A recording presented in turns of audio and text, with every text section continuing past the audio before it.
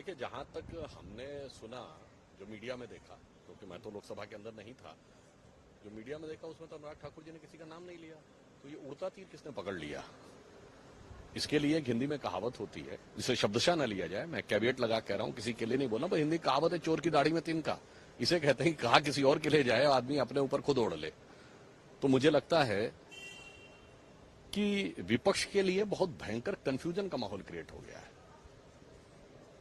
अखिलेश यादव जी बड़ी आक्रोश और उग्रता के साथ खड़े होकर कह रहे हैं कि आप कैसे किसी की जात पूछ सकते हैं, फिर कह रहे पूरे देश की जात पूछनी है। तो पहले भाई स्पष्ट कर लो, पूछनी है कि नहीं पूछनी है, या आप पूरी तरीके से कंफ्यूज हो गए हैं। तो इसलिए हमें लगता है कि इस मुद्दे के ऊपर विपक्ष आपस में ही अपनी ही बातों में एक दूसरे को काटता हुआ नजर आ रहा है, जिसे बिहार की भाषा में कहते हैं कंफ्यूज आए गए।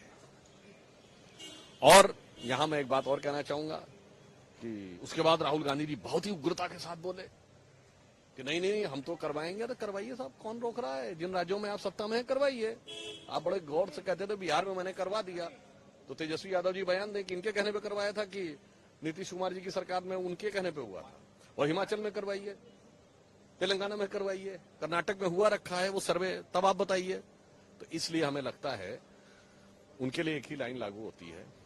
आपके स्वर्गीय पिताजी इसी सदन में खड़े होकर, जो अनुराग जी ने कहा, फ्लोर ऑफ द हाउस पे most likely in the month of September 1990 Mandal commission का विरोध करते हुए उन्होंने साफ साफ कहा कांग्रेस पार्टी जात पात में विश्वास नहीं करती है। और कांग्रेस का नारा है जात पे ना पात पे, मुहर लगेगी हाथ पे। इंदिरा जी की जमाने में कांग्रेस का नारा होता था जात पे ना पात पे, इंदिरा जी की बात पे मुहर लगेगी हाथ पे। और अब राहुल गांधी जी आए हैं जो पुरखों की बात को रख के लात पे और पार्टी ले आए फुटपाथ पे।